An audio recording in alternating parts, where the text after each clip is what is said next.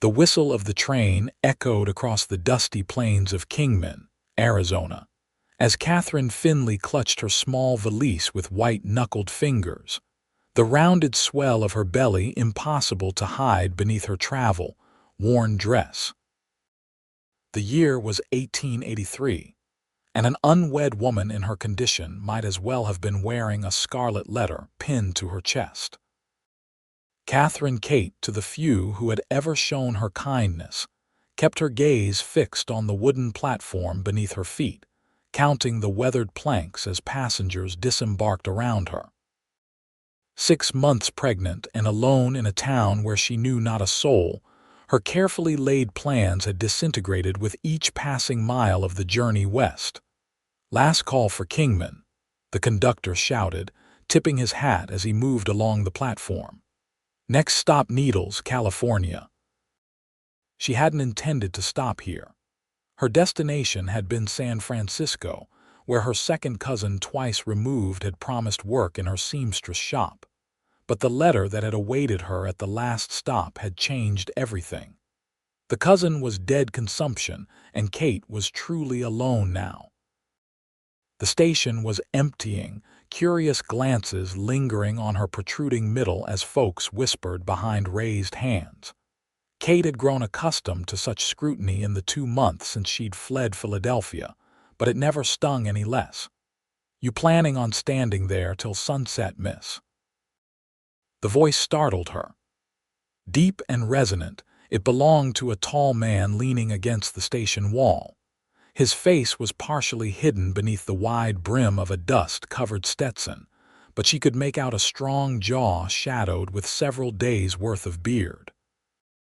He wore the practical garb of a working cowboy: denim pants, a faded blue shirt with the sleeves rolled to reveal suntanned forearms, and a worn leather vest.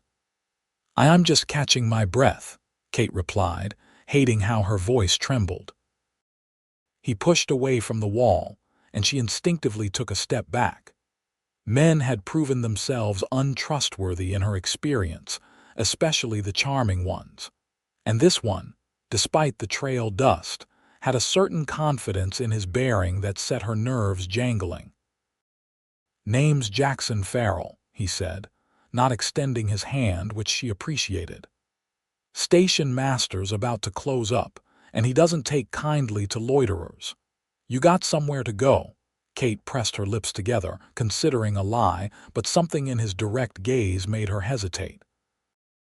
"Not exactly." He nodded as if her answer confirmed something he'd already guessed. His eyes, a warm hazel that reminded her of autumn leaves, flicked briefly to her midsection before returning to her face. "Figured as much." He sighed, removing his hat to reveal thick chestnut hair that curled slightly where it touched his collar. "Look, I don't mean to pry, but this town ain't exactly welcoming to," he cleared his throat, "ladies in your situation." The station master emerged from his office, keys jangling in his hand. His disapproving gaze landed on Kate, narrowing when he took in her condition. "We don't need your kind here," he called out, voice carrying across the now empty platform. "There's a mission 30 miles south that takes in fallen women." Kate felt heat rush to her face, humiliation and anger warring in her chest. Before she could respond, Jackson Farrell stepped forward, placing himself between her and the station master. "That's no way to speak to my wife, Simmons," he said, voice deceptively casual, though Kate could see tension in the set of his shoulders. "Wife?" The station master's bushy eyebrows shot up in surprise. "Since when are you married, Farrell?" "Been a while since I've been to town," Jackson replied smoothly. "Philadelphia wedding. My Catherine's come to join me now that I've got the homestead ready." Kate stood frozen, uncertain whether to contradict this stranger's outlandish lie or play along. The protective circle of his arm didn't quite touch her shoulders, giving her space to step away if she chose. "Tell them you're my wife," he murmured, pitched for her ears alone.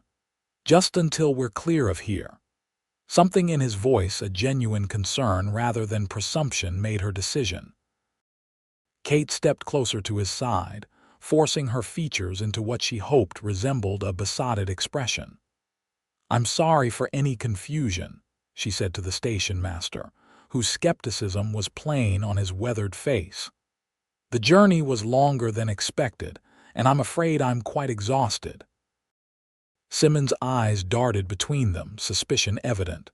"Farrell, you've been in these parts 5 years and never mentioned a wife." "Some things a man keeps close to his heart," Jackson replied with a smile that didn't reach his eyes. "Now, if you'll excuse us, I'd like to get my wife home. She's had a long journey." He collected Kate's valise in one hand, the other hovering near the small of her back without touching her as he guided her toward the station exit. Kate could feel the station master's gaze boring into her back as they departed. Once they were around the corner and out of sight, Jackson dropped his arm and put a respectful distance between them. "I apologize for the presumption, madam. Folks around here can be unforgiving, especially to women traveling alone." Kate regarded him warily. "Why would you help me?" "You don't know me." Something flashed in his eyes, a sadness perhaps, before he shrugged. "My sister found herself in similar circumstances some years back. Nobody stepped up for her when it mattered." The simple statement, delivered without embellishment, rang true. Kate relaxed fractionally. "Thank you, Mr. Farrell." "Jackson," he corrected. "And you are Katherine Finley," she replied. "Though most call me Kate." He nodded, seeming to consider something as he glanced down the dusty Main Street. "Have you eaten today, Kate?" Her stomach answered with an embarrassing rumble before she could respond. A flush crept up her neck as Jackson's mouth quirked in a half-smile. "I'll take that as a no. There's a decent cafe down the street.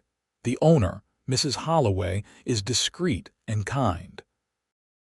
We can figure out your next steps over a hot meal." Kate hesitated, her hand instinctively moving to her stomach. "I have very little money, Mr. Farrell." "Jackson," he reminded her gently, "and considerate payment for using your name in my fabrication back there." His expression grew serious. "No strings attached, just food and conversation. You have my word." Against her better judgment, or perhaps because hunger and exhaustion had worn down her defenses, Kate nodded. "Lead the way then, Jackson, Mrs."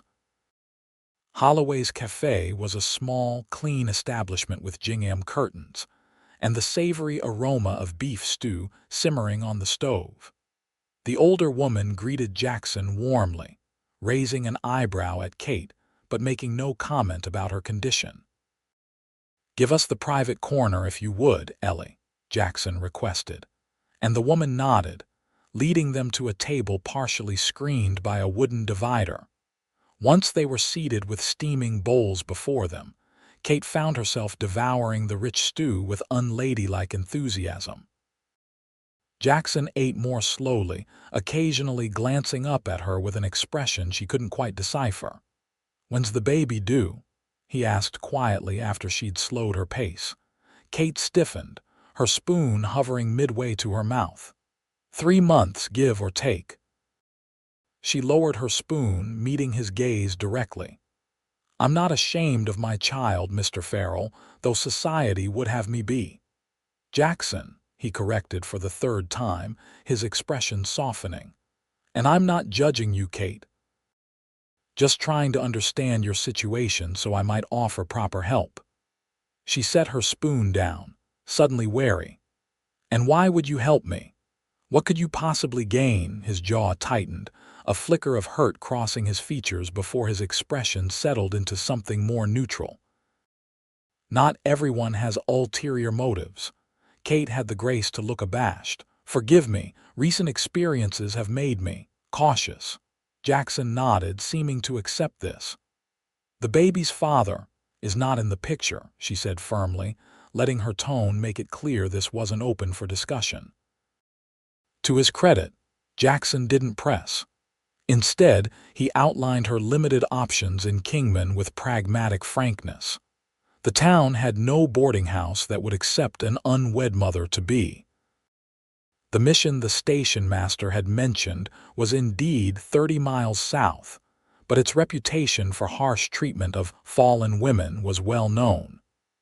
"There's Mrs. Brennan's place," he said finally.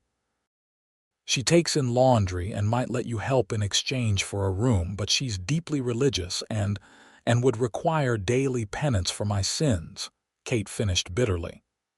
"I'm familiar with the type." Jackson sighed, running a hand through his hair. "The problem is, now that I've claimed you as my wife, word will spread. Kingman isn't big enough for secrets." Kate's heart sank.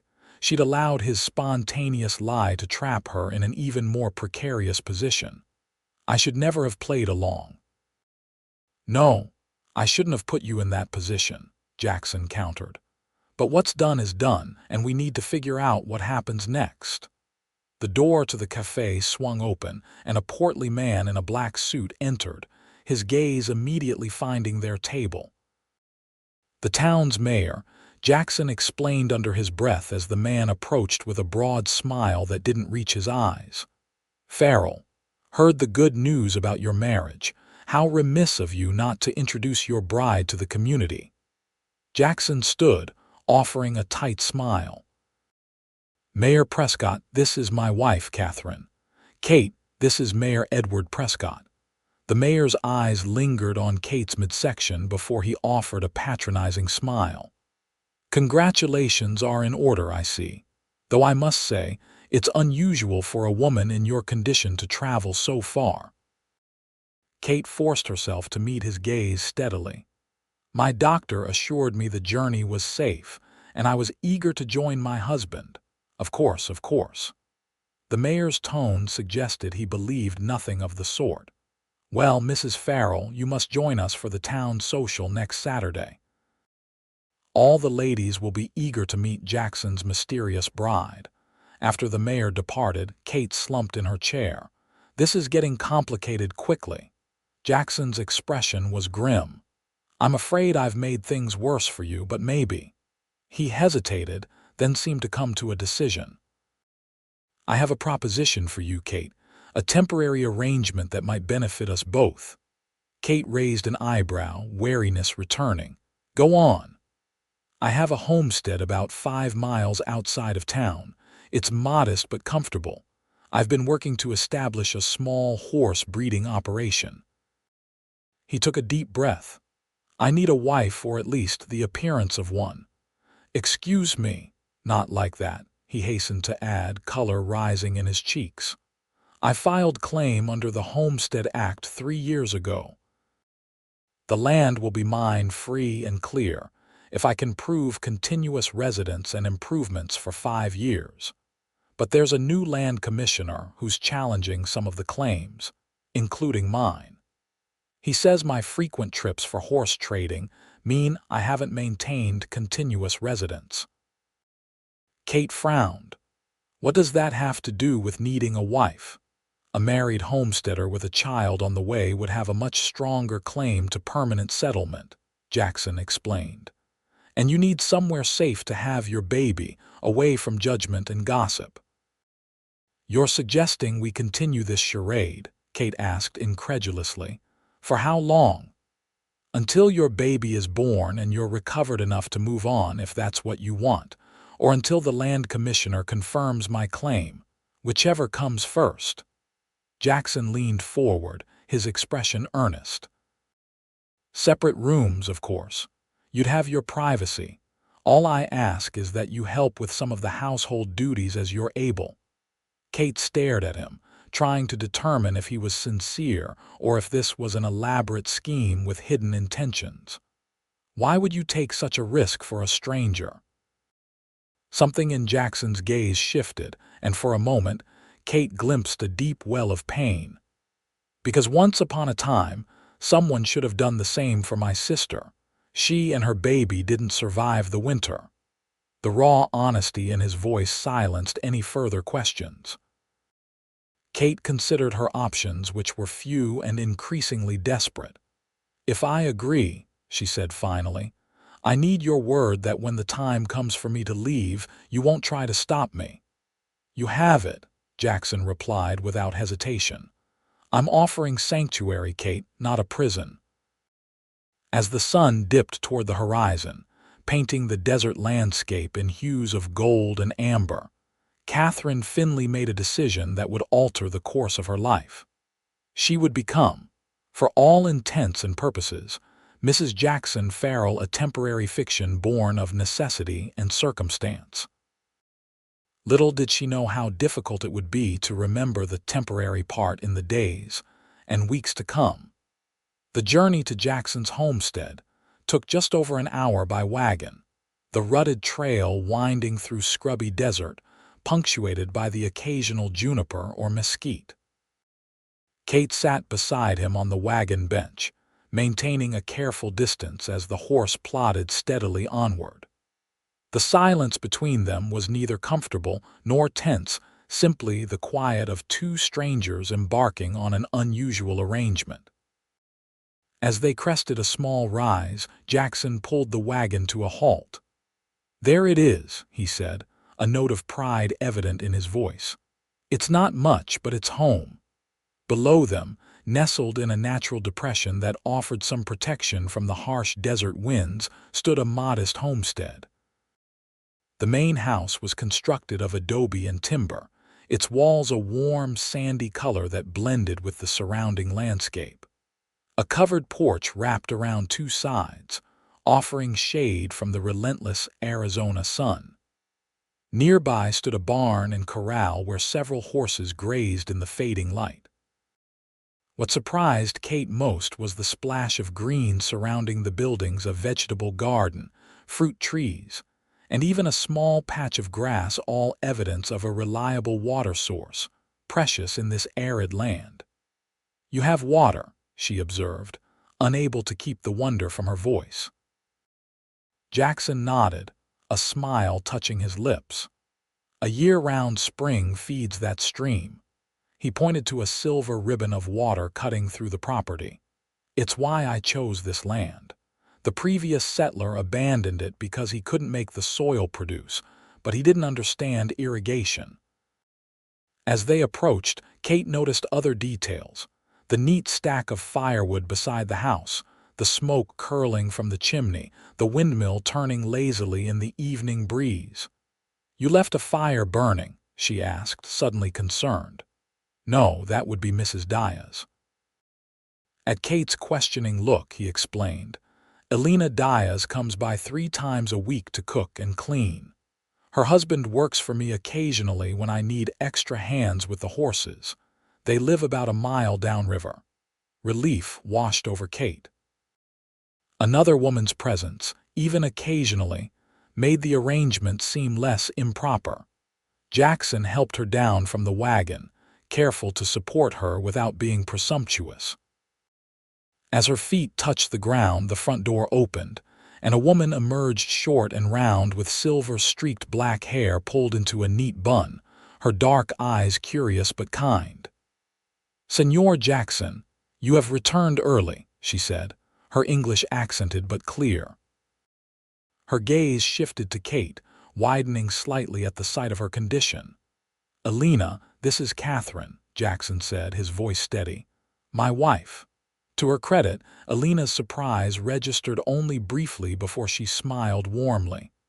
"Senora Farrell, welcome to your home. I have prepared dinner and aired out the bedroom." "Thank you," Kate managed, feeling a strange flutter in her chest at being addressed as Mrs. Farrell. "I appreciate your thoughtfulness." Elena bustled them inside, chattering about the stew she'd left simmering and how she'd need to make curtains for the nursery. Kate caught Jackson's apologetic glance as they followed the housekeeper into a surprisingly comfortable interior. The main room served as both kitchen and living area, with a large stone fireplace at one end and a solid wooden table at the other. The furniture was simple but well-crafted: a rocking chair near the hearth, a small sofa covered in faded blue fabric, shelves lined with books, and a few modest decorative items. What struck Kate most was the cleanliness and order. This was not the bachelor dwelling she had expected. "Through there is the bedroom, your bedroom now, Senora," Alina said, pointing to a doorway with a colorful woven blanket serving as a privacy curtain. "Senor Jackson has been sleeping in the small room off the kitchen." Kate glanced at Jackson questioningly. "It was originally meant to be a pantry," he explained, "but I converted it to a sleeping space years ago for when I have ranch hands staying over." After Alina departed with promises to return the next day with proper linens for the married bed, Kate sank into the rocking chair, suddenly overwhelmed by the day's events. "I know it's a lot to take in," Jackson said quietly, stoking the fire. "I'm sorry about Alina assuming we'd share a room." "I'll explain our arrangement to her tomorrow." Kate nodded, watching him move about the space with the ease of long familiarity. "This is your home," she said. "I shouldn't displace you from your bedroom." "Nonsense. You're carrying a child, you need the proper bed." His tone brooked no argument. "I've slept in worse places than my pantry room." As they shared Alina's hearty stew at the kitchen table, Jackson outlined the practicalities of their arrangement. Alina would continue her usual duties, with additional help as Kate's time grew closer. The nearest doctor was in Kingman, but there was a midwife, Mrs. Thornton, who lived 10 miles away. "We should probably ride into town in a few days," he added. "Let people see us together, make the marriage story more believable. The land commissioner is due for his inspection in 3 weeks." Kate nodded, pushing away her empty bowl. "What will we tell people when I eventually leave?" Jackson considered this, his expression thoughtful. "That would depend on when you go. If it's after the baby, perhaps a story about visiting family back east. If it's—" He hesitated. "If something else happens, we'll cross that bridge when we come to it." The unspoken possibilities hung in the air between them: illness, misfortune, or the simple decision that their arrangement wasn't working. "For now," he continued more briskly, "we should establish some basic facts about our supposed history. When did we meet? How long were we married before you came west? People will ask questions." They spent the next hour crafting a plausible backstory. A courtship in Philadelphia, 2 years prior when Jackson was there selling horses. A small wedding last autumn. Kate remaining with family while Jackson returned to establish the homestead for his bride and coming child. "You're good at this," Kate observed, surprised by his attention to detail. "Creating believable fictions." A shadow crossed his face. "Sometimes a convincing lie is the difference between survival and ruin." Before she could ask what he meant, he stood, collecting their dishes. "You must be exhausted. Let me show you to your room." The bedroom was simply furnished but comfortable: a large bed with a patchwork quilt, a chest of drawers, a small table with a basin and pitcher, and a rocking chair positioned by the window.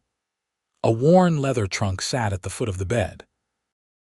"That was my mother's," Jackson explained, nodding toward the trunk. "There might be some things inside you could use. Feel free to look through it." Kate ran her fingers along the smooth wood of the rocking chair. "This is lovely."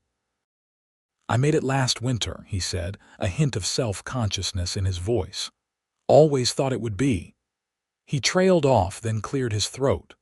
"Well, it's yours to use now. The privy is out back, but there's a chamber pot under the bed for nighttime. I'll bring you fresh water for washing." He turned to leave, then paused at the doorway. "Kate!" "Yes. I know this isn't what you planned, but I hope you can find some peace here, at least for a while." Before she could respond, he was gone, leaving her alone with her thoughts in a stranger's bedroom that was now, at least temporarily, her own. That night, as Kate lay beneath unfamiliar blankets listening to the desert winds whisper around the eaves, she placed her hands on her swollen belly and felt her child stir within. Whatever mistakes or misfortunes had led her to this moment, she would protect this innocent life with every ounce of strength she possessed. "We'll be all right," she whispered to her unborn child. "Somehow, we'll find our way."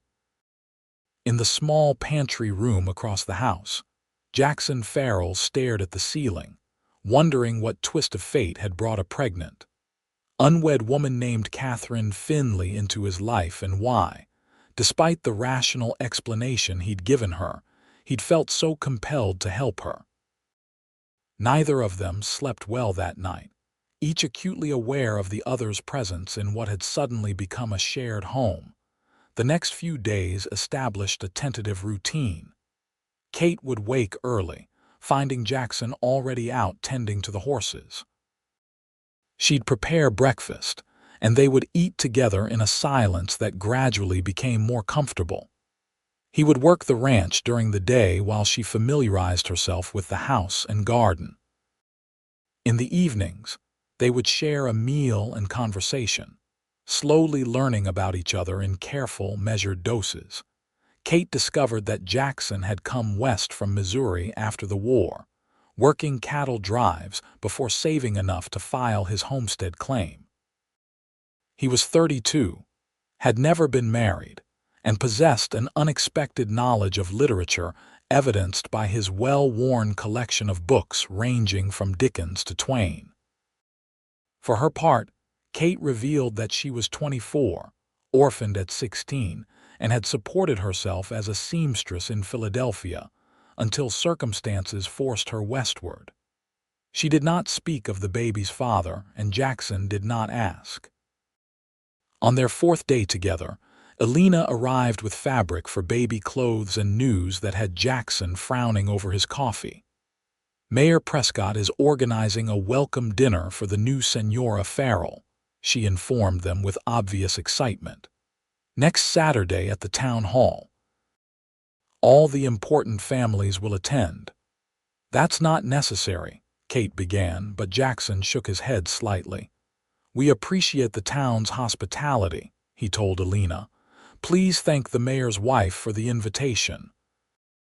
After Elena left to begin her housekeeping, Kate raised an eyebrow at Jackson. "A dinner in my honor seems excessive." "It's not about you," Jackson explained, his expression grim. "Prescott never does anything without ulterior motives. He's been trying to buy my water rights for 2 years. This is his way of assessing whether my marriage is genuine. You believe he suspects we're lying? I think he hopes we are." Jackson's jaw tightened. "The land commissioner is his cousin." Kate's hands instinctively went to her stomach. "So this dinner is essentially an interrogation." "More or less, will need to be convincing." He hesitated, then added quietly, "I understand if you'd rather not attend, we could claim you're unwell." She considered this, then straightened her shoulders. "No, I've spent my life letting others dictate my choices. I won't start our marriage by hiding." A smile touched the corners of Jackson's mouth. "Then, Mrs. Farrell, we'd better make sure you have a suitable dress for the occasion." 2 days later, they made their first official appearance in town as husband and wife. Jackson helped Kate into the wagon with a solicitousness that wasn't entirely feigned. Her advancing pregnancy had begun to make certain movements awkward, and they set off for Kingman under a cloudless sky. "Remember," he said as they approached the outskirts of town, "we've been married since last October. You stayed in Philadelphia with your aunt until I could prepare the homestead." Kate nodded, adjusting her bonnet. "And we met when you were in the East selling horses 2 summers ago." "That's right." Jackson glanced at her, his expression softening. "You look nice today." The simple compliment caught her off guard, warming her cheeks. She'd taken extra care with her appearance, wearing her best dress, a navy blue cotton that somewhat disguised her condition, and styling her auburn hair in a simple but elegant knot at the nape of her neck. "Thank you," she replied, feeling oddly self-conscious. "I want to make a good impression." Their first stop was Whitaker's General Store, where they needed supplies and where, Jackson explained under his breath, they were guaranteed an audience.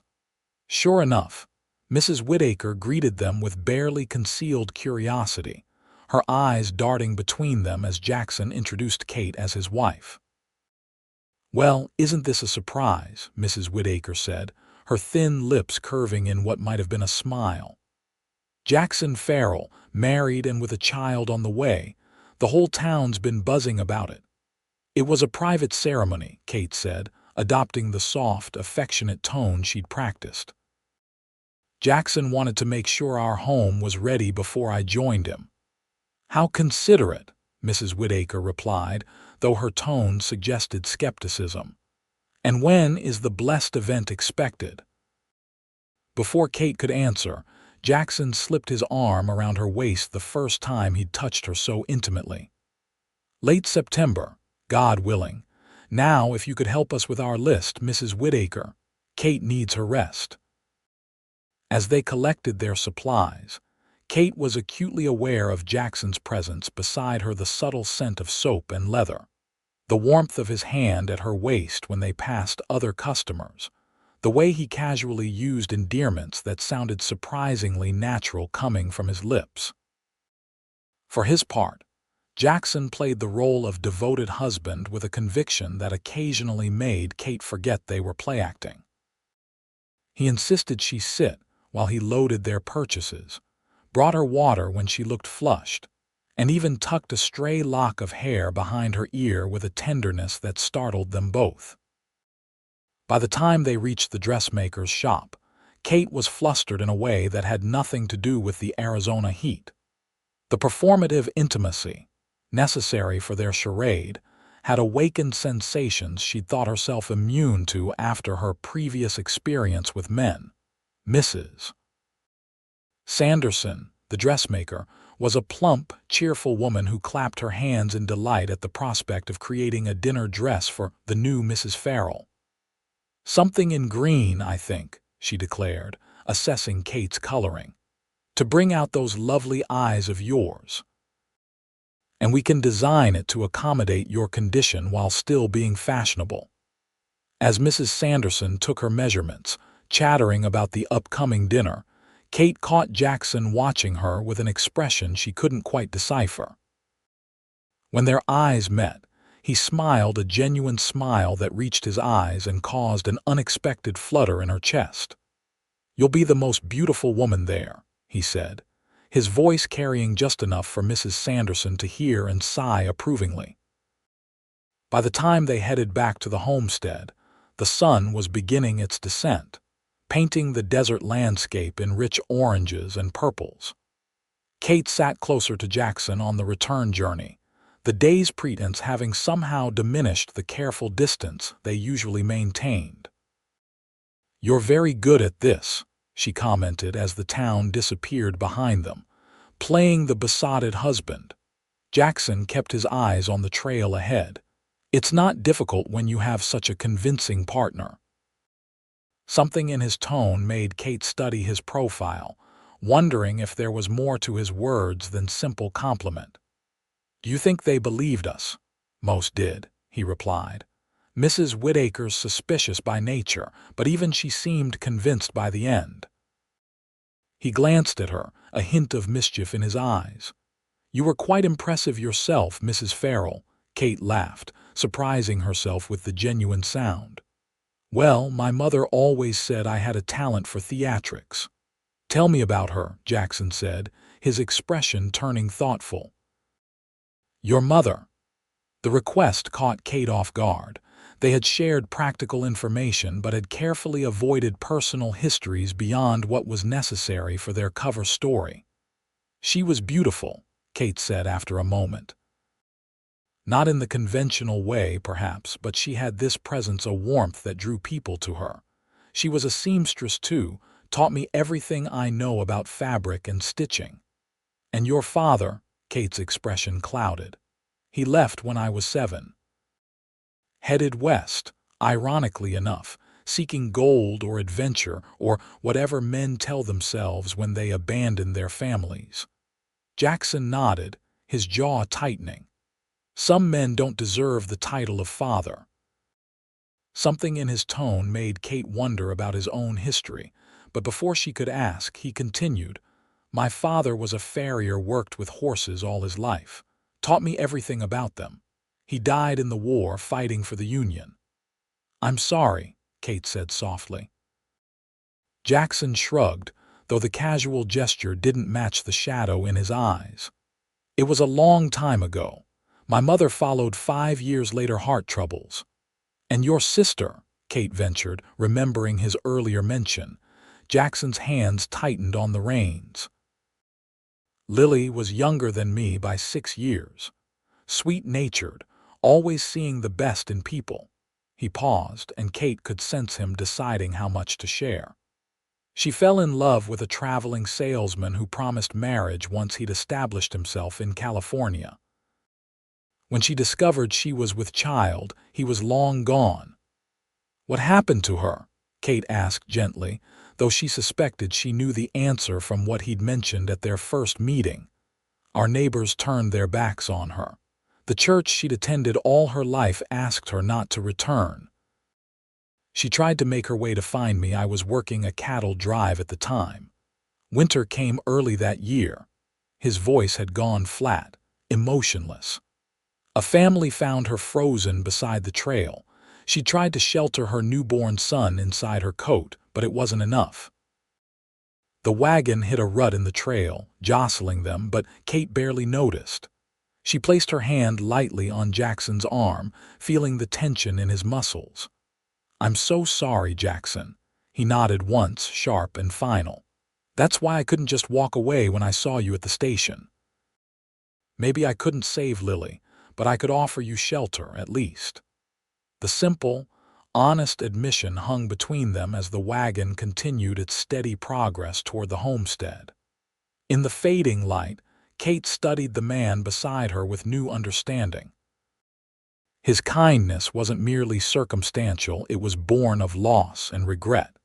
A determination that another woman and child would not suffer the same fate as his sister. As the homestead came into view, silhouetted against the twilight sky, Kate realized that their arrangement had shifted subtly, but significantly. They were no longer simply strangers bound by a convenient lie. They were two wounded souls who had recognized in each other, a kindred spirit, someone who understood loss and loneliness, and the desperate measures sometimes required to survive. Whether this new understanding would strengthen their charade or complicate it remained to be seen. But as Jackson helped her down from the wagon, his strong hands gentle at her waist, Kate felt something she hadn't experienced in a very long time. The fragile, tentative stirring of trust. The evening of the welcome dinner arrived more quickly than Kate would have liked. Standing before the small mirror in her bedroom, she smoothed her hands over the emerald green silk of her new dress. Mrs. Sanderson had outdone herself, creating a gown that was both fashionable and flattering, with clever pleating that accommodated her pregnancy without drawing undue attention to it. A soft knock at the door preceded Jackson's voice. "Kate, are you ready? We should leave soon if we want to be on time." "Come in," she called, turning to face him as he entered. Jackson stopped in the doorway, his expression changing from practical to something more complex as he took in her appearance.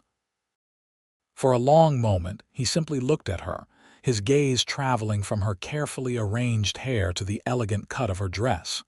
"You look." He cleared his throat. "You're beautiful, Kate." The simple sincerity in his voice sent warmth spreading through her chest. Jackson himself was a sight to behold, having traded his usual working clothes for a well-cut black suit, white shirt, and string tie. His hair was neatly combed, and he'd trimmed his beard, revealing more of the strong line of his jaw. "You clean up rather well yourself, Mr. Farrell," she said, trying for a light tone despite the sudden flutter of her pulse. He smiled, the expression softening his features. "High praise from my discerning wife." He approached, holding out a small wooden box. "I have something for you." Kate took the box with curious fingers. Inside, nestled on a scrap of faded velvet, lay a simple gold band. "My mother's wedding ring," Jackson explained. "I thought it might help make our story more convincing." Kate lifted the delicate band, turning it in the lamplight. "Are you sure? This is a family heirloom." "I'm sure," he replied, his voice quiet but firm. "She would have wanted it to be used." Their fingers brushed as he took the ring and gently slid it onto her left hand. It fit perfectly, as though it had been made for her. "There," he said, his gaze lingering on their joined hands. "Now you truly look the part of Mrs. Farrell." The weight of the ring was unfamiliar but not unwelcome, a tangible symbol of their increasingly complex arrangement. Kate looked up to find Jackson watching her with an intensity that made her breath catch. "We should go," she said softly, breaking the moment before it could deepen into something neither of them was prepared to acknowledge. Jackson nodded, offering his arm with a courtly gesture that made her smile despite her nerves. "Shall we face the lions together, Mrs. Farrell?" The town hall had been transformed for the occasion, with lanterns casting a warm glow over tables draped in white cloth and adorned with wildflowers. Nearly every prominent citizen of Kingman had turned out for the event, their curious gazes following Kate and Jackson as Mayor Prescott led them to the head table. "The guests of honor have arrived," the mayor announced, raising his glass. "Let us welcome Mrs. Katherine Farrell to our community."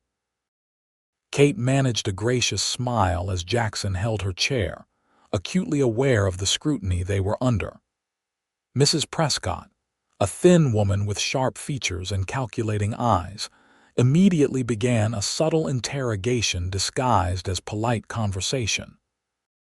"How wonderful that you could travel in your condition," she said, her gaze flickering to Kate's midsection. "Most doctors advise against it. My physician felt the benefits of joining my husband outweighed the risks," Kate replied smoothly. "And the journey proved uneventful, thankfully." "Such devotion," Mrs. Prescott murmured. "Tell us, how did you and Jackson meet? He's been so reticent about his personal life." Jackson reached for Kate's hand, his thumb brushing over her wedding ring in a gesture that appeared habitual but sent a shiver up her arm. "Kate was commissioned to make shirts for a business associate of mine in Philadelphia," he said, the story they had rehearsed flowing naturally. "When I went to collect them, she was the one who assisted me." "He kept finding reasons to return," Kate added, allowing a small, secretive smile to play at her lips. "Always claiming some flaw in the stitching, though his real interest seemed to be in the seamstress rather than her work." The tale elicited appreciative chuckles from those nearby, including Judge Willis and his wife, who sat across from them. "A true romance," Mrs. Willis sighed. "And when did you marry?" "October last," Jackson answered. "A small ceremony with Kate's family. I had to return to the homestead shortly after, but we agreed Kate would join me once I had everything properly prepared for a family." "How considerate," Mrs. Prescott said, her tone suggesting she found the story suspiciously perfect. "And the baby is due." "September," Kate replied, meeting the woman's probing gaze steadily. "Our first anniversary gift to each other, it seems." As the evening progressed, Kate found herself increasingly comfortable in her role as Jackson's wife. They moved through the dinner with a synchronicity that belied their short acquaintance, anticipating each other's needs and building on each other's stories with remarkable ease. When the tables were cleared for dancing, Jackson led Kate to the floor for a slow waltz, his hand warm and steady at her waist. "You're doing wonderfully," he murmured as they moved carefully to the music. "They're convinced." Kate wasn't entirely certain that was true. She'd caught skeptical glances from several quarters, but the validation warmed her nonetheless. We make a convincing couple. It's easy with the right partner, he replied, his gaze holding hers with an intensity that made her miss a step. Jackson steadied her immediately, concern replacing whatever had been in his eyes a moment before. Are you all right? We don't have to dance. I'm fine, she assured him. Just a little tired, he nodded, guiding her toward the edge of the floor. Let's get you some air. The night was pleasantly cool after the warmth of the hall, stars scattered like diamonds across the velvet sky. They stood on the small porch, Jackson's jacket draped around Kate's shoulders to ward off the chill. Thank you for this, she said after a comfortable silence. For everything, really. Jackson shook his head. No need for thanks. You've held up your end admirably. Before she could respond, the door opened behind them and Judge Willis stepped out, pipe in hand. Ah, the happy couple, he said, striking a match. Taking a respite from the festivities. Fresh air for the mother-to-be, Jackson explained, his arm slipping naturally around Kate's shoulders. The judge nodded, puffing his pipe to life. A wise precaution. My Sarah was the same way with our first. He regarded them thoughtfully through a cloud of sweet-smelling smoke. Farrell, I've been meaning to tell you the land commissioner mentioned your claim when we spoke last week. Jackson tensed beside her. Is that so? Seems Prescott's been in his ear about certain homesteaders not fulfilling the residence requirements. The judge's tone was carefully neutral. But I reminded him that married men with families are generally considered permanent settlers, regardless of business travel. I appreciate that, Your Honor, Jackson said. Judge Willis waved away the thanks. Just stating facts. Besides, anyone who sees you two together would be hard-pressed to question the legitimacy of your settlement intentions. He smiled around his pipe stem. You remind me of Sarah and myself 40 years ago. Can't keep your eyes off each other. Kate felt heat rise to her cheeks, grateful for the darkness that hid her reaction. Jackson's arm tightened slightly around her shoulders.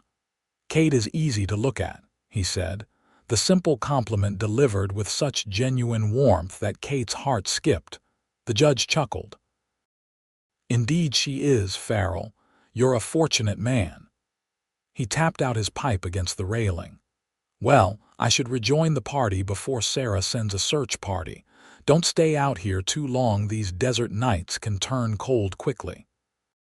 Once they were alone again, Kate became acutely aware of Jackson's arm still around her shoulders, the solid warmth of his body beside hers.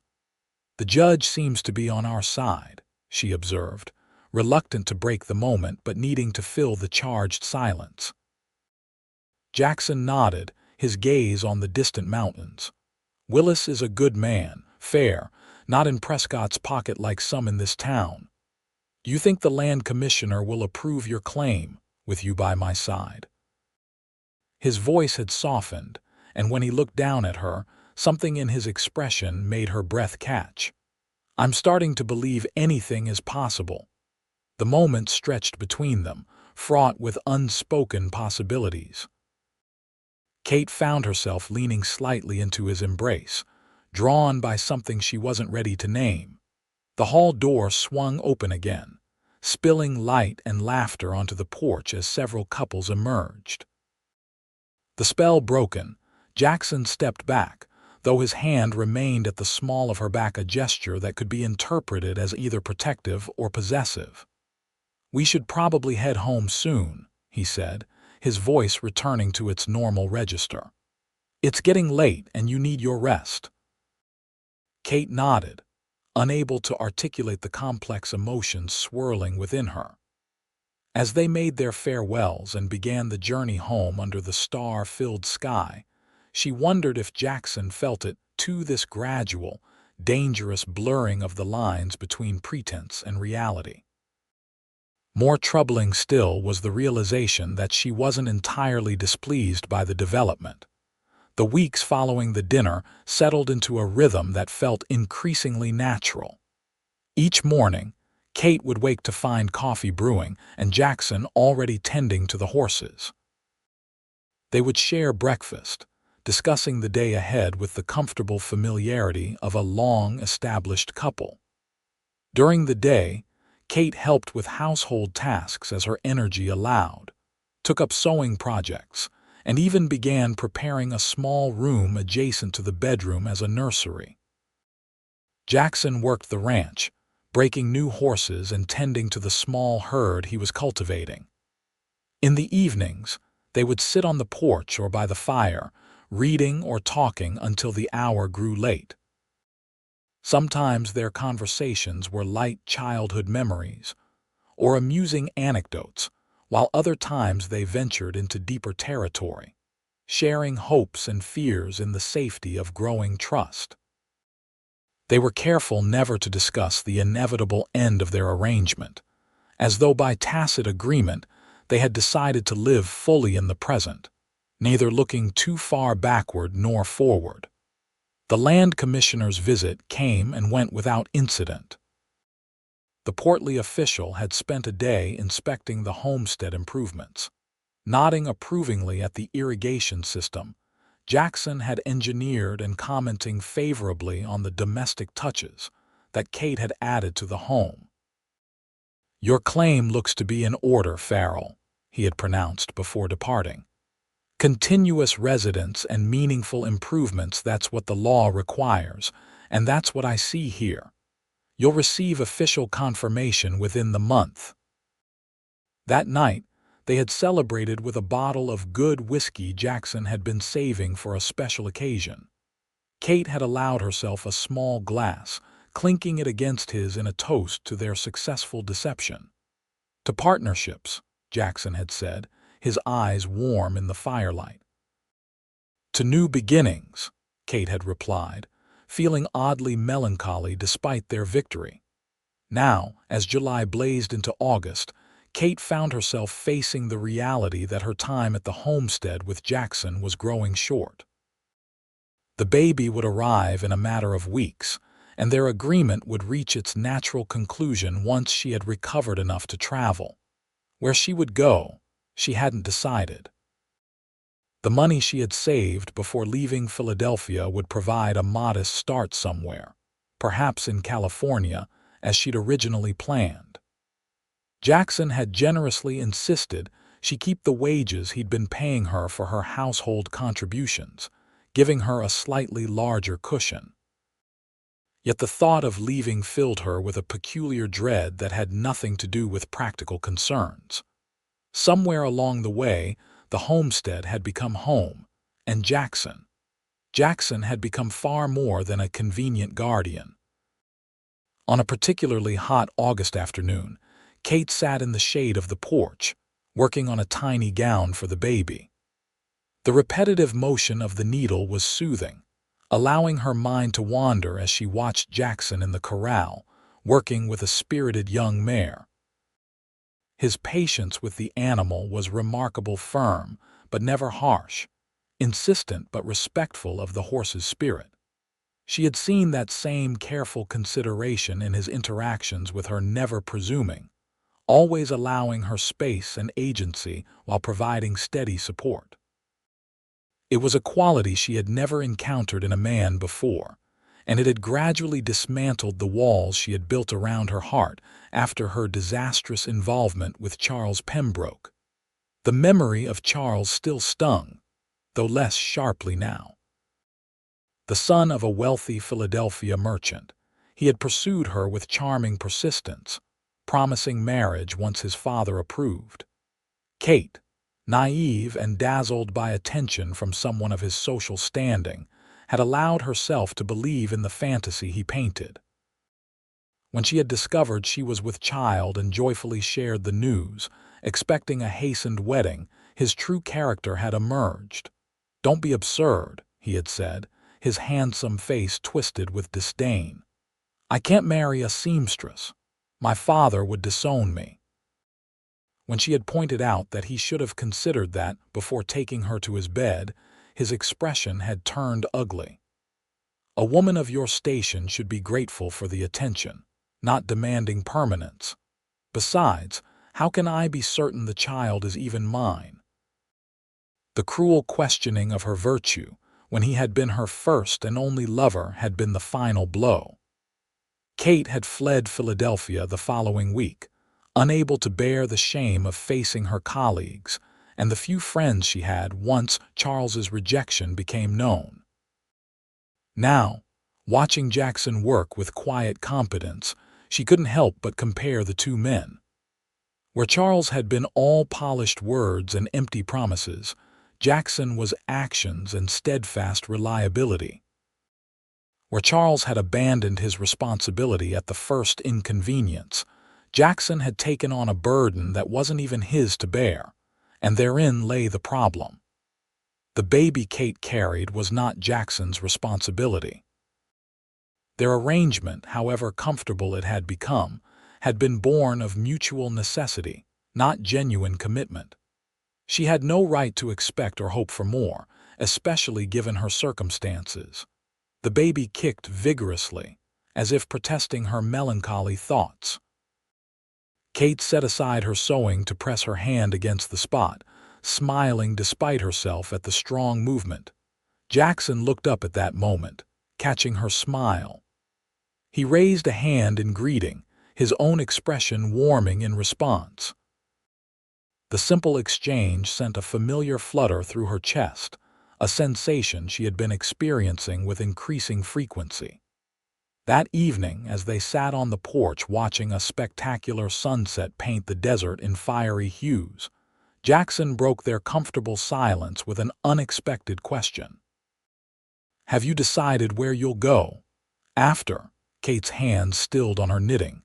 They so rarely acknowledged the temporary nature of their situation that the question caught her off guard. "I haven't settled on a place yet," she answered carefully. "Perhaps California, as I originally planned." Jackson nodded, his expression unreadable in the fading light. "California's growing fast. Good opportunities there." "So I've heard." Kate resumed her knitting, the click of the needles filling the silence. "The land commissioner's confirmation came today," she added, changing the subject. "Your claim is secure now." "Yes." He took a sip from his coffee cup. "Thanks in no small part to you." Kate shook her head. "I merely played a role. You did all the real work, building this place from nothing." "Don't diminish your contribution," Jackson said, his voice taking on an edge she rarely heard. "This house wasn't a home until you came." The simple statement, delivered without embellishment, hung between them in the gathering dusk. Kate set aside her knitting, uncertain how to respond.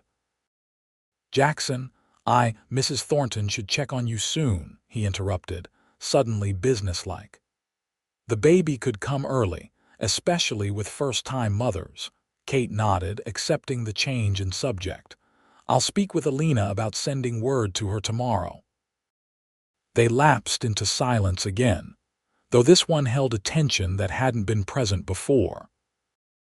As the first stars appeared in the darkening sky, Kate found herself wishing she could read Jackson's thoughts to know if he ever wondered, as she increasingly did, what might have been if they had met under different circumstances, if the child she carried had been his.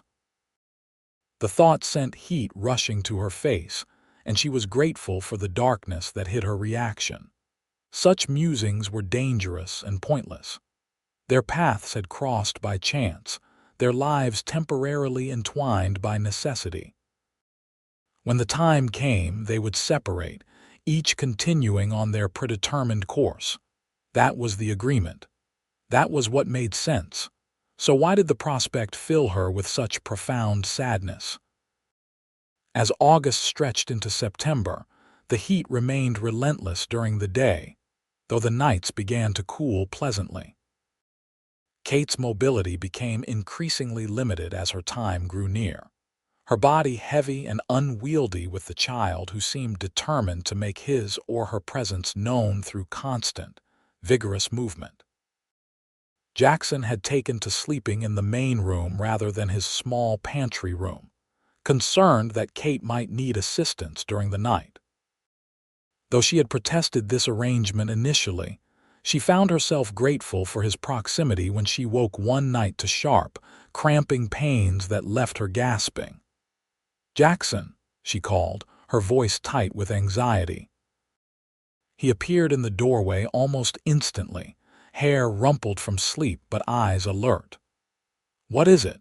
Is it time?" Kate nodded, gripping the edge of the bed as another contraction seized her.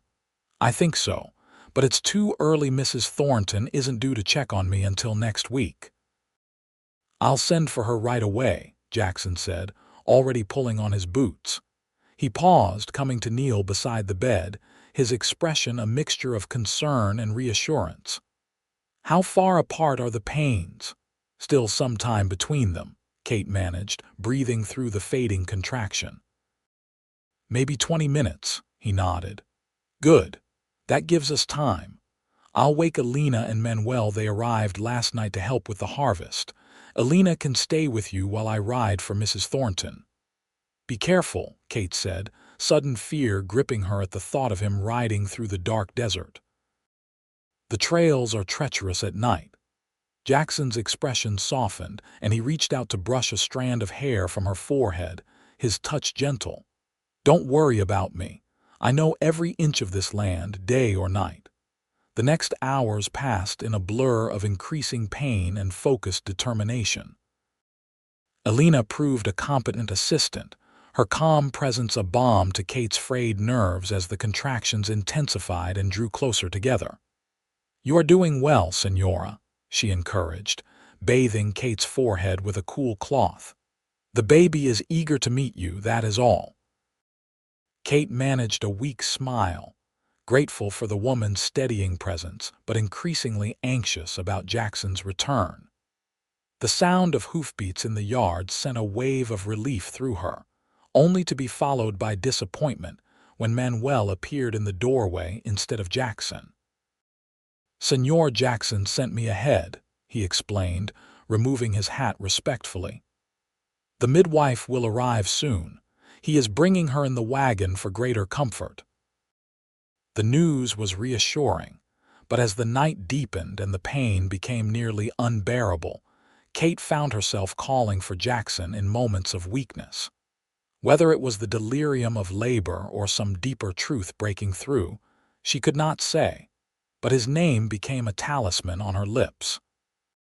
When he finally arrived with Mrs. Thornton, dawn was breaking over the eastern mountains, painting the sky with delicate pinks and golds.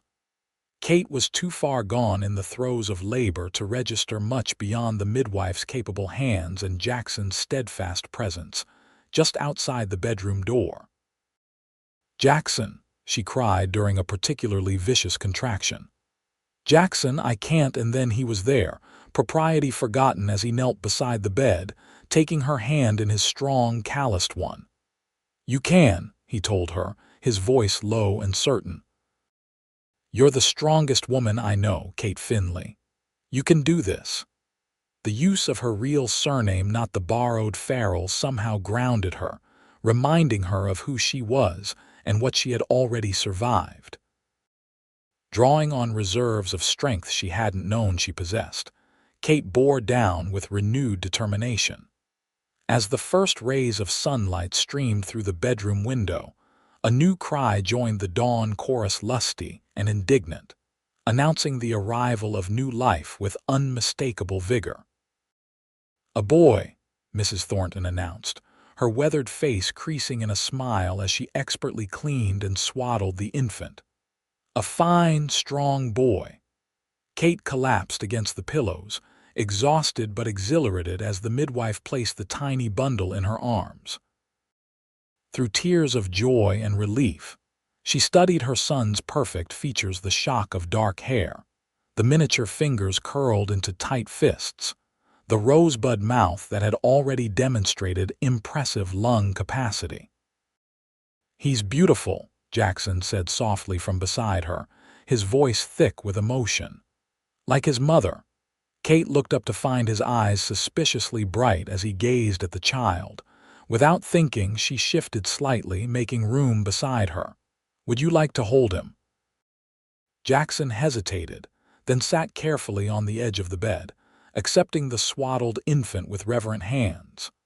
The sight of her son cradled so tenderly in those strong arms made Kate's heart contract painfully.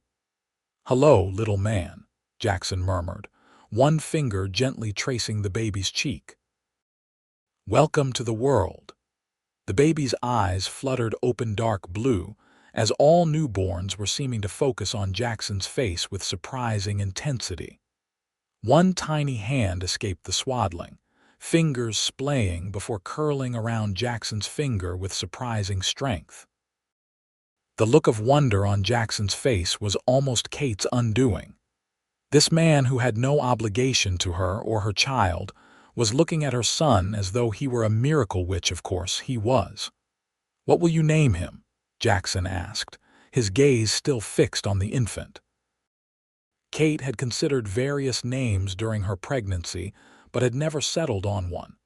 Now, watching her son and this good man who had protected them both, she knew.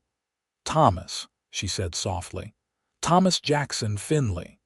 Jackson's head jerked up, his eyes meeting hers with a question he didn't voice. "If that's all right," Kate added, suddenly uncertain. To honor the man who gave him shelter when the world would have turned its back. For a long moment, Jackson said nothing, his expression so complex that Kate couldn't begin to decipher it. Then he nodded, a single sharp movement, his throat working as he swallowed. "It would be my honor," he said finally, his voice rough. "Thomas is a good, strong name." Mrs. Thornton, who had been discreetly tidying the room, approached with a cup of herbal tea for Kate. "You need to rest now, Mrs. Farrell. Your body has done remarkable work today." Kate accepted the tea gratefully, her eyelids already growing heavy with exhaustion. Jackson carefully returned baby Thomas to her arms, his hands lingering for just a moment as their fingers brushed. "Rest," he echoed the midwife's advice. "I'll be close if you need anything." As sleep claimed her, Kate's last conscious thought was that she had never felt so complete, so at peace, as she did in that moment with her son in her arms and Jackson Farrell watching over them both. The days following Thomas's birth took on a dreamlike quality for Kate. The exhaustion of childbirth combined with the demanding schedule of a newborn left her in a state of pleasant disorientation, where time seemed to flow differently and the outside world receded in importance. Jackson proved an unexpected source of support during this period, though he maintained a respectful distance, allowing Kate the privacy and space she needed for recovery. He was constantly attentive to her needs and those of the baby. He ensured that fresh water was always available, that meals appeared when she was hungry, and that the house remained quiet during Thomas's brief periods of sleep. More surprisingly, he showed no hesitation in helping with the baby himself. He would offer to hold Thomas while Kate ate or bathed, his large hands cradling the infant with surprising expertise. "You seem comfortable with babies," Kate observed one evening as Jackson walked the length of the main room, Thomas snuggled against his shoulder. He glanced up, a small smile playing at his lips. "Neighbors had 5 children when I was growing up. I was often recruited for holding duty." The domesticity of their arrangement deepened with each passing day. Where before they had maintained certain boundaries, careful not to intrude too much on each other's private spaces or moments, now those lines blurred naturally, as they moved around each other in the shared task of caring for the newest member of their household. By the time Thomas was 2 weeks old, they had settled into routines that felt as natural as breathing. Jackson would take the baby for the early morning hours, allowing Kate to get much-needed sleep. She would handle the midday feeds and care, while evenings found them often sitting together on the porch, Thomas sleeping peacefully in the cradle Jackson had crafted during her pregnancy. It was during one of these quiet twilight moments that Kate finally broached the subject they had both been avoiding. I should start thinking about moving on, she said softly, her gaze on the distant mountains rather than Jackson's face.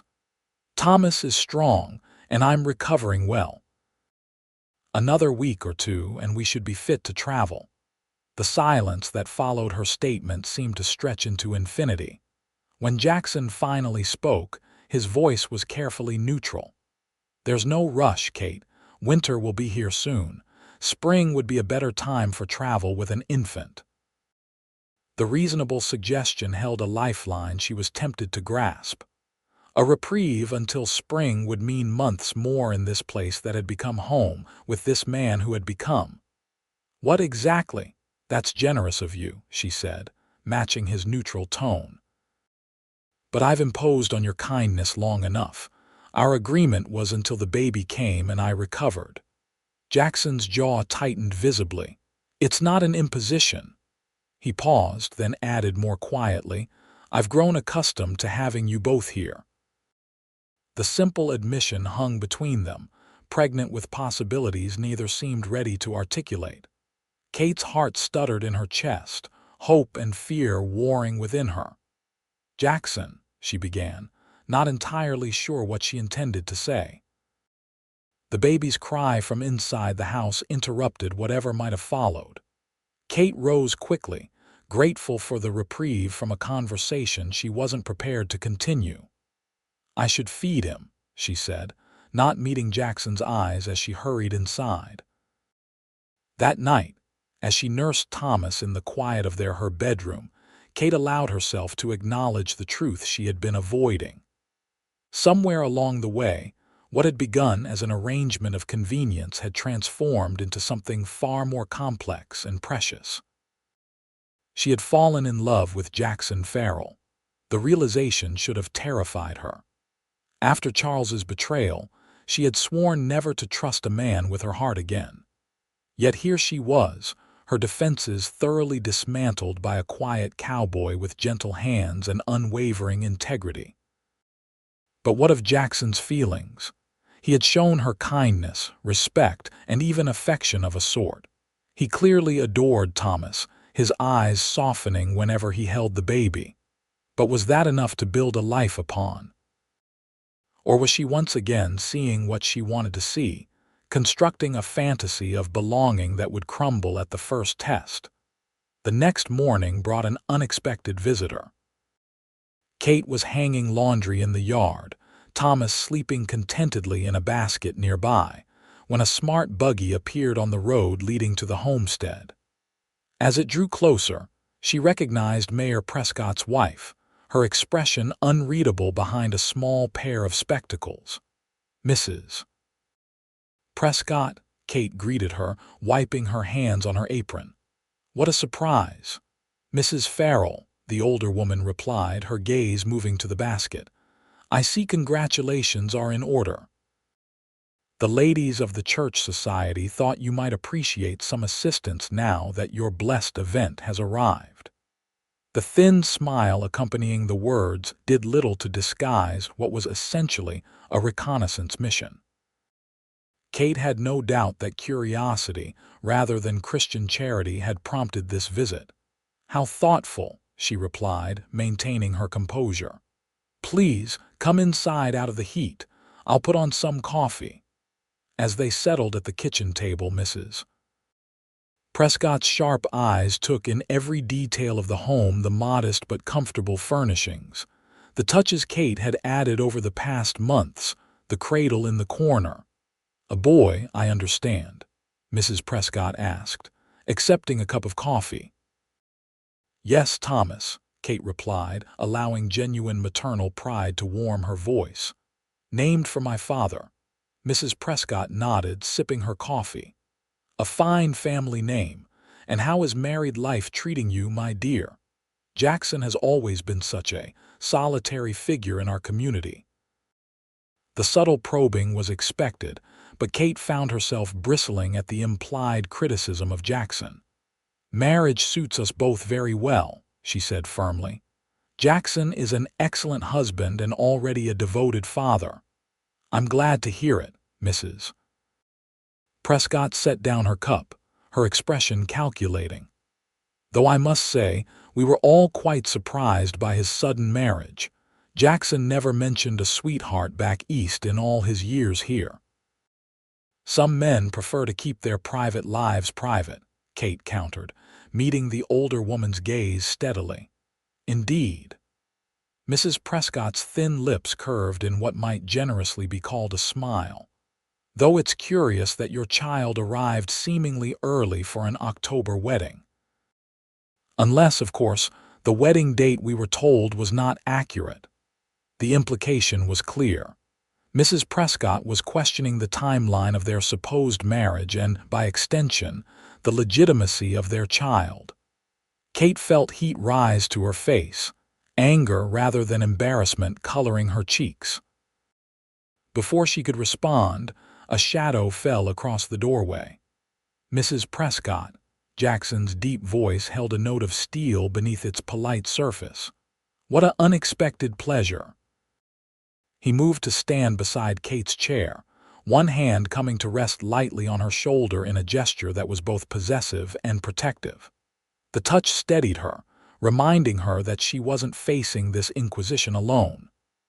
I was just admiring your lovely wife and new son, Mrs. Prescott said, her smile not reaching her eyes. Such a blessing after your whirlwind courtship. A blessing indeed, Jackson agreed, his tone mild though Kate could feel the tension in his fingers. Though I wouldn't call 2 years of courtship particularly whirlwind. Oh, Mrs. Prescott's eyebrows rose in exaggerated surprise. I was under the impression you had only known Katherine for a short time before your marriage. A common misunderstanding, Jackson replied smoothly. I've been traveling to Philadelphia on horse business for several years. Kate and I met during my first trip east, though it took me some time to convince her that Arizona territory wasn't the wilderness she imagined. The practiced lie rolled off his tongue with such conviction that even Kate almost believed it. She reached up to cover his hand with hers, leaning slightly into his solid presence. Jackson can be very persuasive when he sets his mind to something, she added, allowing a touch of genuine affection to color her tone. Mrs. Prescott looked between them, her expression suggesting she wasn't entirely convinced but could find no obvious holes in their story. The baby chose that moment to wake, his demanding cry filling the kitchen. If you'll excuse me, Kate said, rising to retrieve her son. The interruption effectively ended the interrogation. Within minutes, Mrs. Prescott was making her excuses to leave, though not before delivering what was ostensibly the purpose of her visit, an invitation to the Harvest Festival the following weekend. The whole town will be there, she emphasized. It would be the perfect opportunity to introduce your son to the community. Once the buggy had disappeared down the road, Kate turned to find Jackson leaning against the doorframe, his expression troubled. I'm sorry you had to face that, he said, his gaze following the dust trail left by Mrs. Prescott's departure. Prescott and his wife never did believe our story. It doesn't matter what they believe, Kate replied, surprised by how little she cared about the opinion of Kingman's social arbiters. We know the truth. Jackson's gaze shifted to her, something unreadable in his eyes. And what is the truth, Kate? The question hung between them, weighted with meanings that extended far beyond their fabricated marriage. Kate found herself at a crossroads, uncertain whether to retreat into the safety of their established boundaries or to step boldly toward what her heart increasingly desired. Before she could decide, Thomas's cries intensified, demanding immediate attention. The moment passed, the question unanswered as Kate turned to tend to her son, but the query lingered in her mind throughout the day and into the night. What was the truth of what existed between them? And more importantly, what truth did she want to create for her future and for Thomas's? The Harvest Festival arrived on a perfect autumn day. the desert heat finally giving way to the gentler warmth of early October.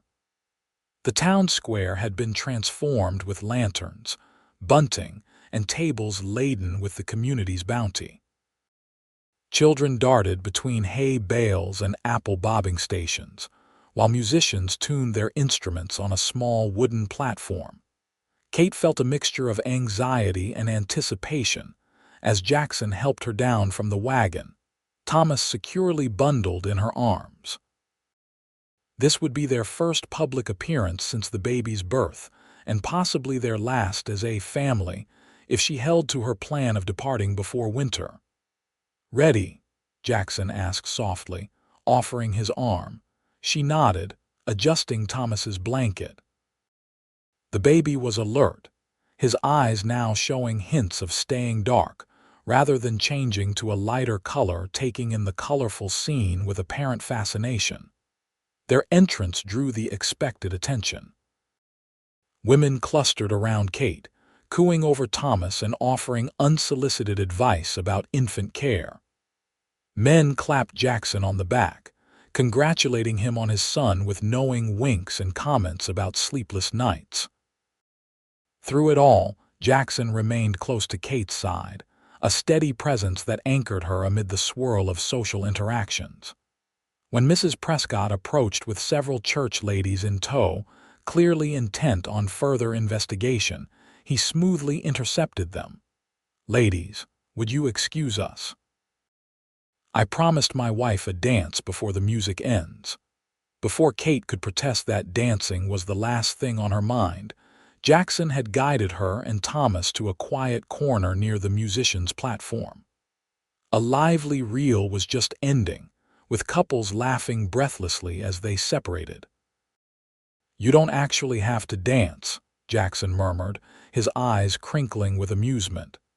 It was just the first excuse that came to mind. Kate laughed, the tension she'd been carrying easing somewhat. A gallant rescue nonetheless.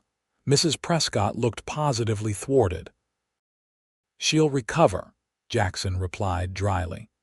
"Though I suspect we haven't heard the last of her theories about our hasty marriage."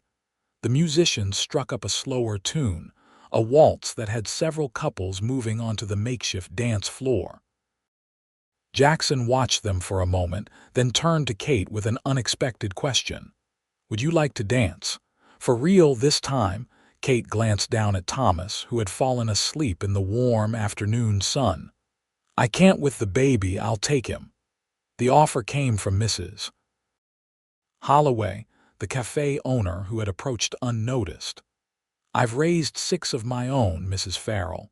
I think I can manage this little angel for one dance." Before Kate could formulate an objection, Mrs. Holloway had expertly transferred Thomas from her arms, settling the sleeping infant against her ample bosom with practiced ease. "Go on," she encouraged with a warm smile. "Young parents need moments to remember they are more than just mama and papa." With Thomas safely settled, Kate had no reasonable excuse to decline. She placed her hand in Jackson's outstretched one, allowing him to lead her onto the dance floor. The moment his arm slipped around her waist, drawing her into the proper position for a waltz, Kate felt a jolt of awareness that had nothing to do with propriety and everything to do with the man himself. They had maintained careful physical boundaries throughout their arrangement, with only occasional necessary touches. Now, the solid warmth of his hand at her waist and the gentle pressure of his other hand holding hers sent heat spreading through her body. "I didn't know you could dance," she said, trying to distract herself from her body's reaction to his proximity. Jackson smiled, guiding her smoothly through the steps. "My mother insisted I learn, said no son of hers would stomp around a dance floor like an untrained mule." The image made Kate laugh, relaxing into his lead as they moved in perfect synchronicity to the music. "She sounds like a formidable woman." "She was," Jackson agreed, a fond smile softening his features. "You would have liked her, I think, and she would have adored you." The simple statement, delivered without artifice or agenda, caught at Kate's heart. It was one thing to fabricate a marriage for practicality's sake. It was quite another to imagine her fitting into the reality of Jackson's family had circumstances been different. "Tell me more about her," Kate requested, genuinely curious about the woman who had raised such a good man.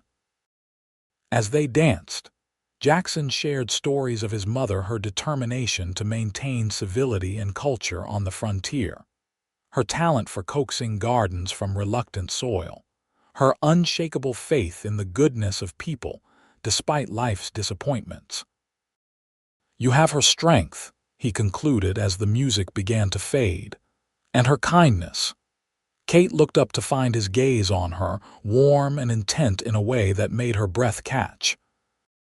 For a suspended moment, the crowd around them seemed to disappear, leaving only the two of them in a bubble of shared understanding. The spell was broken by enthusiastic applause as the music ended. Jackson released her, though his hand lingered at her waist a moment longer than necessary before he stepped back, putting a respectable distance between them. "Thank you for the dance, Mrs. Farrell," he said, his voice pitched for her ears alone and carrying a warmth that had nothing to do with their public performance. "The pleasure was mine, Mr. Farrell," she replied, meaning it more than she dared admit, as they reclaimed Thomas from Mrs. Holloway and made their rounds through the festival. Kate found herself studying Jackson with new eyes.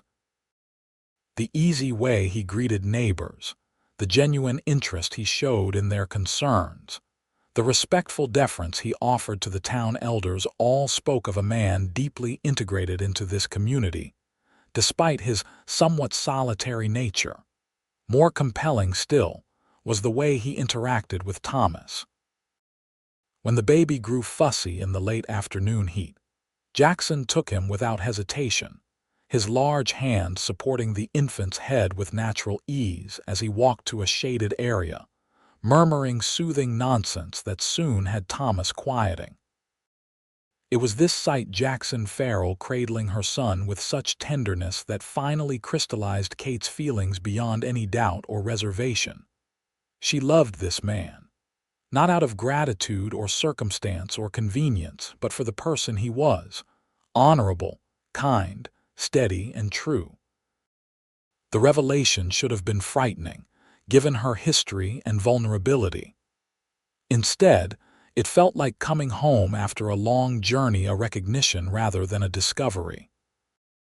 The question that remained, the one that kept her awake long after they had returned to the homestead and the household had settled for the night, was whether Jackson could ever feel the same way about a woman who had arrived on his doorstep pregnant with another man's child. And more importantly, whether she had the courage to find out before it was too late. The answer came 3 days later, in the middle of an argument about firewood. "You're being ridiculous," Kate said, exasperation coloring her tone as she faced Jackson across the kitchen table. "I am perfectly capable of bringing in kindling for the stove." "I didn't say you weren't capable," Jackson replied, his own frustration evident in the tight set of his jaw. "I said there's no need when I can easily do it before I leave for the day. And I said I don't need to be treated like an invalid." Kate planted her hands on her hips, aware she was being somewhat unreasonable but unable to stop herself. "Thomas is almost a month old, and I've been up and about for weeks. I'm not some delicate flower that will wilt at the first sign of exertion." Jackson ran a hand through his hair, a gesture she had come to recognize as a sign of agitation. "I know that, Kate, but there's a difference between recovery and pushing yourself unnecessarily." "Carrying kindling is hardly pushing myself," she countered. "It is when you're also caring for a newborn, managing the household, and preparing for a journey you don't need to take." The last part burst from him with unexpected force, his eyes widening slightly as if surprised by his own vehemence. Kate stared at him, momentarily speechless. In all their months together, Jackson had never raised his voice, had never displayed anything but measured control. "What did you say?" she asked finally, her voice barely above a whisper. Jackson's expression shifted, frustration giving way to something more vulnerable, more raw. "You don't need to leave, Kate. Not now, not ever if you don't want to." The simple statement hung in the air between them, charged with implications neither had dared voice until now. "Jackson," Kate began, her heart hammering in her chest. "Our arrangement was temporary. The land claim is secure, Thomas is healthy, I'm recovered. There's no reason for me to stay." "There is." He took a step toward her, then stopped as if uncertain of his welcome. "If you want there to be," Kate's breath caught in her throat. "What are you saying?" "I'm saying," Jackson paused, seeming to gather his courage.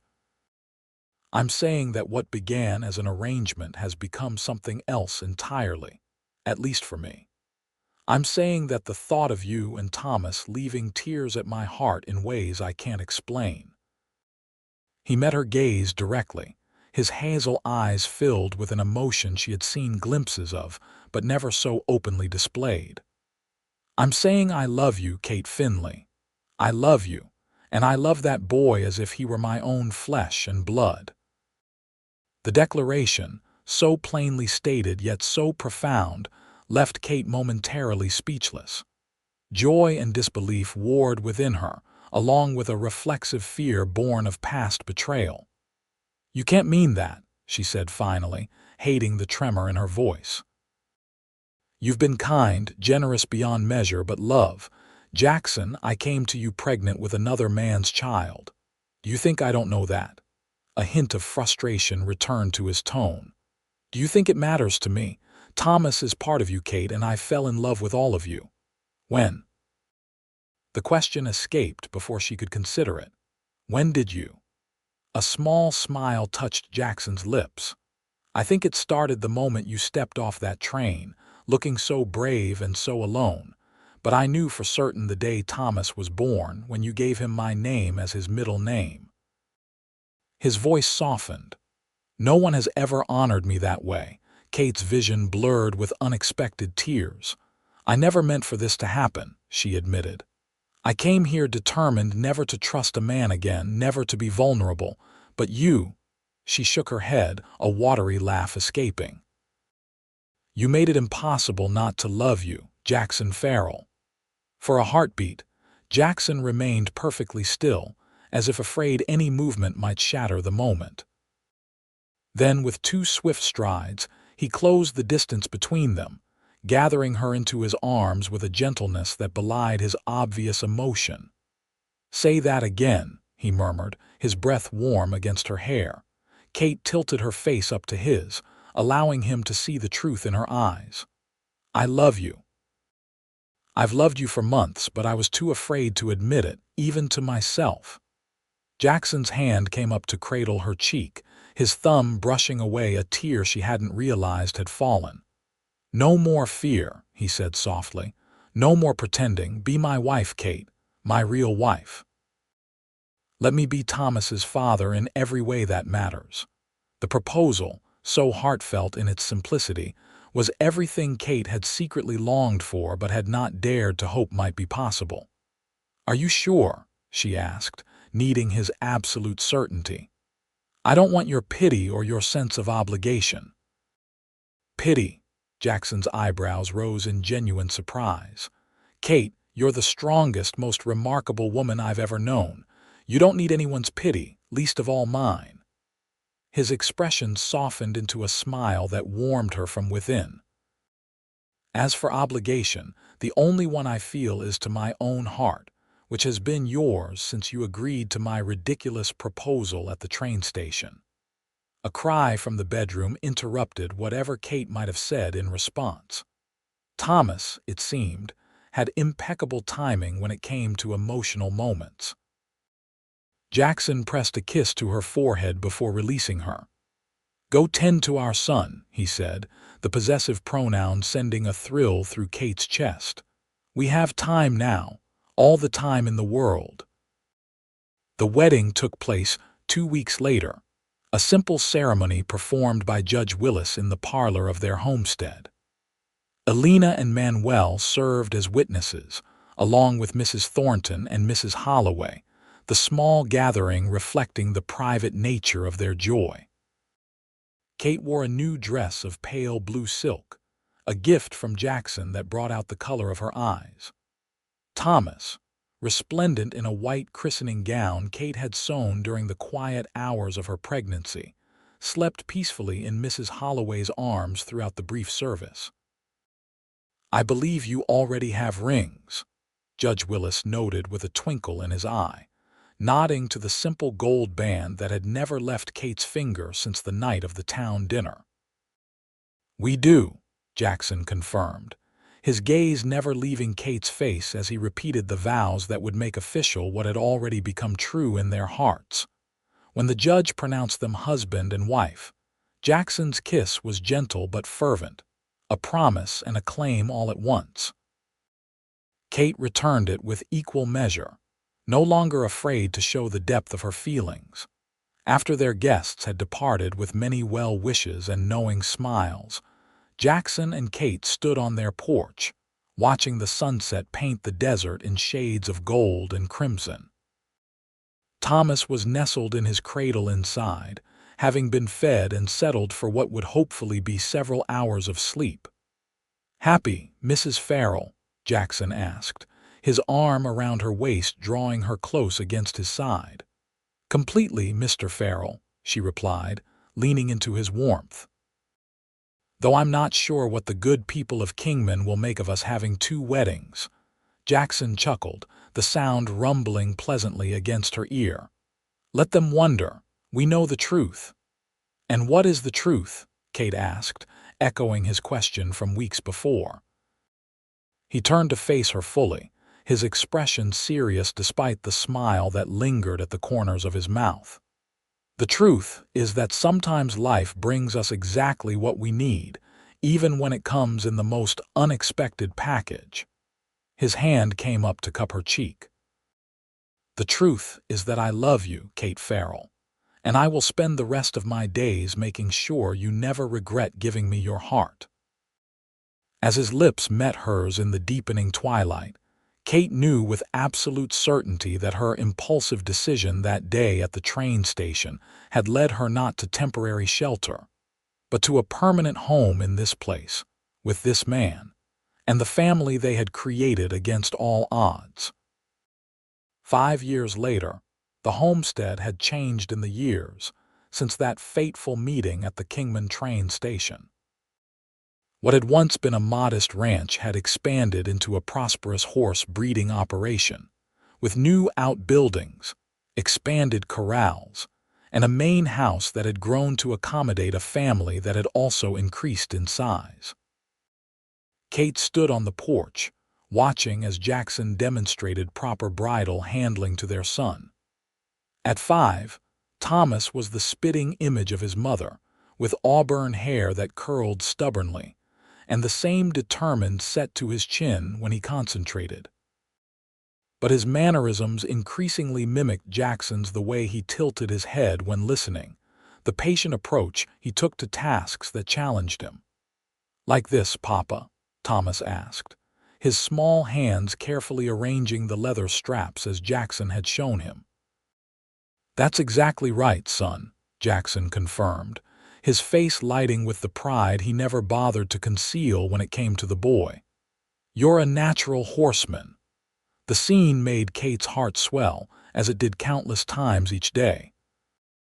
Jackson had never once treated Thomas as anything other than his own child, his love evident in every interaction, every lesson, every bedtime story. Thomas, for his part, worshipped the ground his father walked on, trailing after him whenever possible and soaking up every bit of knowledge Jackson shared. "Mama, look," Thomas called, spotting her on the porch. "I can do the bridle all by myself now." "I see that," Kate called back, smiling at his excitement. "You'll be running the ranch before we know it." A tug at her skirts drew her attention downward to where 3-year-old Sarah Elizabeth Farrell stood, her father's hazel eyes looking up from beneath a fringe of chestnut curls. "Mama, baby's kicking," she announced, placing a small hand on Kate's rounded belly with proprietary interest. "Is he now?" Kate covered her daughter's hand with her own, feeling the decisive movement of their third child due in less than 2 months. "Perhaps he's practicing to be as good a rider as you and Thomas." Sarah nodded seriously, accepting this as entirely plausible. At 3, she already showed a fearlessness on horseback that occasionally gave Kate heart palpitations, though Jackson insisted it was perfectly normal for a child raised on a ranch. The sound of an approaching wagon had them all looking toward the road, where Alina and Manuel were arriving for their weekly visit. Though they still helped occasionally with the ranch and household, they had prospered enough in recent years to purchase their own small property downriver, where they raised chickens and grew vegetables for the Kingman market. "Tia Alina!" Thomas shouted, abandoning his lesson to race toward the wagon, Sarah toddling after him as fast as her short legs would carry her. Jackson secured the bridle before following at a more sedate pace, pausing to drop a kiss on Kate's cheek as he passed. "Mrs. Diaz has promised tamales," he informed her with a grin. "I'd suggest working up an appetite." Kate laughed, swatting his arm lightly.